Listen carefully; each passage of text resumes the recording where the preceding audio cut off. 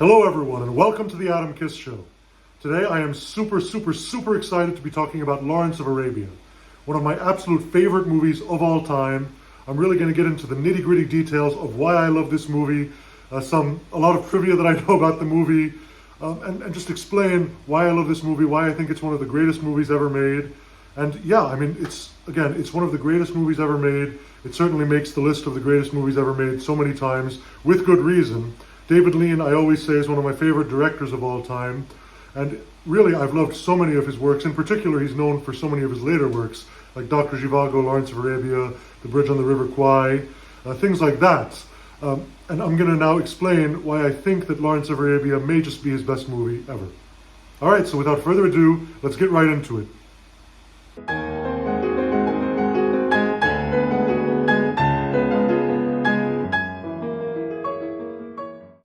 So before we begin, I wanted to take a moment to ask you to please subscribe to the channel. It really helps us out a lot. We have plenty of great content up there for you to see, and we're constantly uploading new content. And feel free to also comment below what other videos you'd like me to do, what other movies you'd like me to review, or filmmaking tips and tricks of the trade you'd like me to talk about. And definitely like and share this video with everybody. All right, so down to business. Lawrence of Arabia. I mean, when I think of Lawrence of Arabia, the first thing I think of is that iconic score. Da da da da da da da. It's just absolutely incredible. I mean, the second that I hear that score, I immediately think of the desert. I think of the adventure of the desert, of Lawrence of Arabia's adventures. It's really just so evocative. It's just so right for the movie. And again, I think that music is so important for any movie. It's definitely one of the most important things. I mean, great music can elevate a bad movie, but if you have a great movie and it has bad music or music that just isn't right for it, it can really bring it down. So again, music is one of the most important things for me. And going down to the music, it was scored by Maurice Jarre, who was French, and originally he wasn't contracted to do it. There was 5 composers they were reaching out to, including actually Richard Rodgers and Benjamin Britten, interestingly enough. But the interesting thing is that he impressed them so much with his score that the second that David Lean heard those first few notes of that iconic theme, he knew he had the right composer. So then Maurice, he was hired to write the entire score, and that cinema history was born. After that, David Lean ended up working with him on basically all of his movies after that. Certainly Lawrence of Arabia, Dr. Zhivago. He also did Ryan's Daughter, I believe, and he did A Passage to India as well. There might be 1 or 2 others that I'm missing, but again, after Lawrence of Arabia, David Lean really only worked with him as a composer.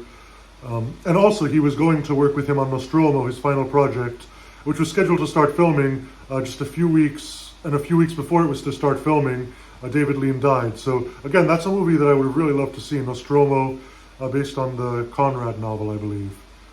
But yeah, Lawrence of Arabia, so it's starring Peter O'Toole as T.E. Lawrence.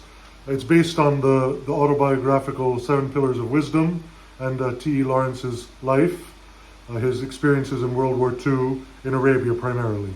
And Peter O'Toole was not a well-known actor at the time. The part was a big break for him. It was originally offered actually to Marlon Brando and Albert Finney, both of whom turned it down, and I'm sure it was offered to other people as well. I believe Brando just said that he didn't want to spend a year in the desert making this movie. And that's another thing, that this movie took so long to film.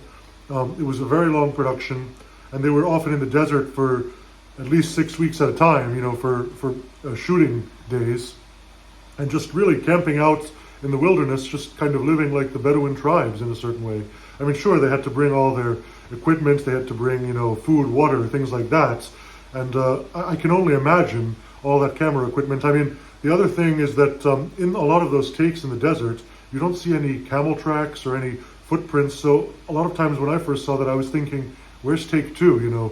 That's incredible. I mean, they really have to set up everything again, make sure that there's no footprints or anything in the sand. It's really incredible.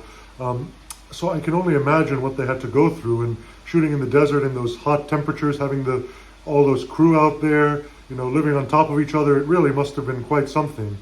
That's an example of really living the movie. I mean, they really had to live it and live and breathe it, because there was no other choice. Essentially, as I mentioned, so the story follows T.E. Lawrence and his military exploits during World War One, as well as a lot of the complicated political situations there. But it's a journey, and that's why David Lean, he decided to have most of the motion in the film going from left to right to symbolize that journey happening. And now as I think about it, at the end when he gets in the Jeep to go home, it's going, I believe, from right to left. So it's almost like then, okay, he's going back home. The interesting thing about this movie is that right away, in the very first scene, the main character dies. So I mean, what an opening that is. Have the main character die in the first scene, and then it obviously goes back to his time in Arabia, but he actually dies back in England in a motorcycle accident. And then, so we know that he doesn't die in Arabia, but it's a question of how does he get back home? What happens to him? So it's not necessarily that we think he's going to die, because we already know in the beginning, it's an immediate spoiler that he does not die in Arabia. The movie says Lawrence of Arabia, and it's a guy, immediately in the opening credits, we see a guy in England on a motorcycle. It's like, where's Arabia? Why is this called Lawrence of Arabia? So I love the kind of dichotomy of that first scene in the movie, those first opening credits, which are absolutely incredible. And then it obviously goes to his funeral, and then it flashes back to his life. And from then on, it's pretty straightforward. It just goes through his life and all the various people he meets, who we originally see at the funeral. But again, it's not really about that. Yes, it has a great plot. Anyone can look up the plot. Anyone can watch the movie. I'm not really interested in talking about that. As you know, I'm more interested in talking about a lot of the deeper meanings, a lot of the behind-the-scenes things that happen. And this is definitely one of those movies with plenty of behind-the-scenes stories. One of those behind-the-scenes stories is that Peter O'Toole actually invented some kind of a device to make his camel more comfortable. And believe it or not, the Bedouin tribes actually adopted that very thing. So that's definitely an interesting tidbit. Another thing is that they used to have these, white cups, that they would all drink from the crew. But too many takes were ruined by these white cups all around. So David Lean had to change that. There's plenty of details like that. There's another interesting tidbit is that, because the movie took so long to film, there's one scene where I believe Peter O'Toole is walking down with the character of Allenby, walking down or up a staircase.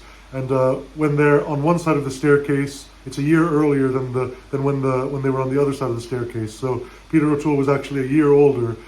They ended up doing a reshoot of part of that scene. So that's an interesting tidbit. I mean, that certainly can happen. It does happen, but you don't hear about a year later too much. I mean, perhaps in big Hollywood productions. But I just find that absolutely fascinating, to get the wardrobe exactly right, to get the hair just right, to look the same. It's definitely a challenge. The supporting cast of the film is also great. Claude Rains does an incredible job in this movie. He always does an incredible job. I've loved him in so many things, especially Casablanca. But he's really one of those actors who, a lot of times you're watching an older movie and you see him appear and it's like, oh, he's in that too? He was in Notorious, obviously, a very memorable role. But he really does a great, understated, very believable, kind of cynical role in this movie. He really just does a great job. Jose Ferrer is only in this movie for 5 minutes, but I believe he called it his best performance on screen, that he was the happiest with this performance. And really, the performances go up and down. It's really incredible. Obviously, Peter O'Toole gives a great turn in the title role, as does Omar Sharif. The interesting thing is that I believe that David Lean was just going through some, Egyptian actors' headshots, and he just found Omar Sharif's headshots in there, and so that's kind of how he was discovered. And again, David Lean really liked Omar Sharif. He was one of his favorite actors. He then kind of upgraded, and after this supporting role, he ended up getting the lead in his next movie, Dr. Zhivago. An interesting story with that is that when David Lean announced that he was doing Dr. Zhivago, Omar Sharif wrote to him asking for a minor role in there. He read the book Dr. Zhivago by Pasternak, and he was asking for a minor role. And David Lean wrote back saying, no, I don't really see you in that role. Would you consider the lead? And that was obviously a big shock for Omar Sharif, but that's also one of my favorite movies, Dr. Zhivago, and I'll probably do a review on that at some point. But for now, we're talking about Lawrence of Arabia. I mean, another interesting tidbit is that the train scene where they show the derailed train, that was the actual train that Lawrence derailed in the desert.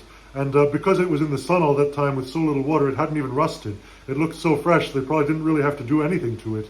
It just looked like it had just derailed now, and it was good as new. But it was over 40 years old, because that had happened 40 years previous, which is, to me, absolutely incredible. I can only imagine.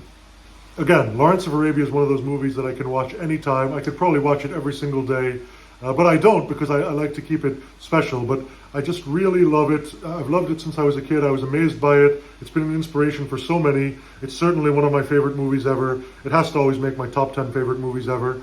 And yeah, that's about all I want to say about it right now.